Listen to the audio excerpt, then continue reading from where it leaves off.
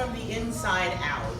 I've got 3 things that when I was really thinking about being with you today, and thank you so much to Ms. Lori Dell for allowing me this opportunity to speak to you today.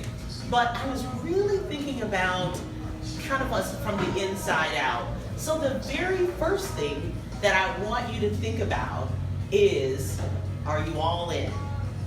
Are you all in? Are you really fully present every single day? Yes. Well, most of the time you would say, yes, I am, because I still have a job. I still have a home and a roof over my head. I'm thankful, I'm grateful. But sometimes in your inside, you have to admit, half of you is here, half of you is there. You're not really all in. You're not really fully present. And that's a personal answer that you have to have. We're not going to raise our hands. We're not going to ask to go around the room and talk about that. That's a personal situation. That's something personal that you have to answer. But for you to live your best life, the greatest life, and right now I am truly living my best life, but for you to really live your best life, being fully present, and then determining what is causing you not to be present, what's causing you not to be all in. Then secondly, the endurance of the season of a lot. The season of a lot. We had a lot of torrential rain coming here. Of course, it stopped now, thankfully. I just got my hair curled, so I was like, I had to go by a quick salon here in the area, and I was like, oh, fix this. And thankfully, but we wouldn't know how good the roof was on this building until we've been in the storm. Until the season of a lot actually came. So sometimes you may be going through the season of a lot, or have come out of the season of a lot, but you don't know how good your roof is. The roof of your mind, heart, and spirit, passion, and love, is till you go through a storm. We know this roof is pretty good. There's no leaks and there's nothing running down there's no puddles we had to cross inside the building. So are you all in?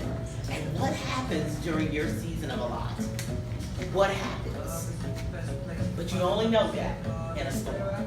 So I trust that my encouragement today is to say, am I in the season of a lot?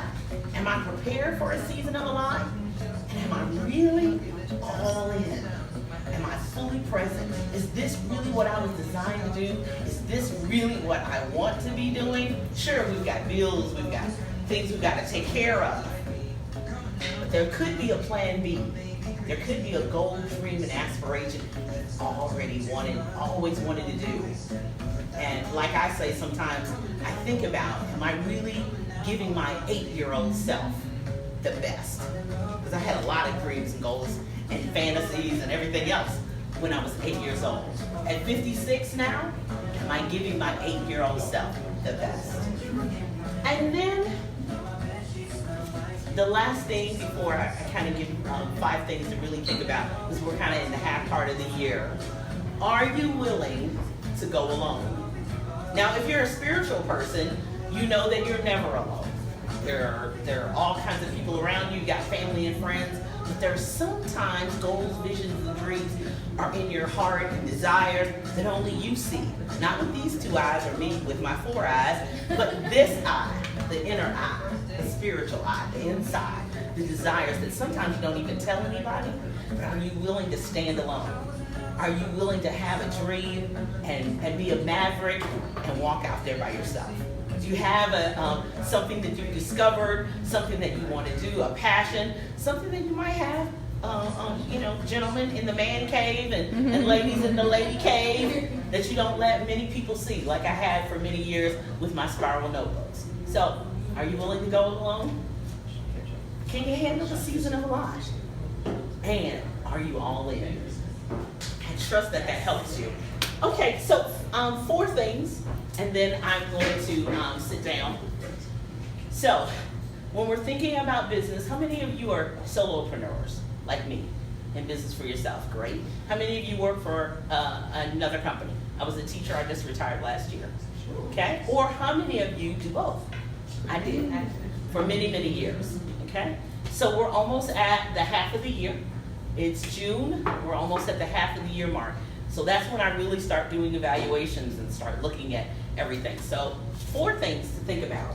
Start looking at, go back to January, the vision board or the vision card or the vision whatever, and start thinking about, again, your vision for this year. What does it look like? What has it looked like? And then number 2, it's time to reevaluate your systems. What systems are working? What systems are not working? What complaints do you have from customers of a system that didn't work, and what's working? We all have individual industries, so that will make a difference. And number 3, your products and services. What's selling now? What's sold before? And you might need to go back to it. What new thing are your customers asking for? So reevaluate. I'm always in creative mode because I write, but are you in creative mode? Are you always looking for that next? And then finally, relationships. And that's why you're here, to build relationships with others. I find that I've always been an extrovert. My mother said I would scream and yell at anybody who came in church when I was a baby. Hi, hi, hi. So I've always been an extrovert, and I'm a morning person. But building and forging authentic and creative relationships with different type of people who don't necessarily look like you, think like you, but it can take you outside the box and take you to the next level. So build those relationships, which we're going to do around some food in just a few minutes. So I trust that something I've said encourages you, makes you think as you head into the remainder of the year and begin looking at 2020, which should be a pivotal year for us all. I'm Julia Royston of BK Royston Publishing, Royal Media and Publishing, helping you get your message to the masses and turn your words into wealth and be a book business boss. Have a great day.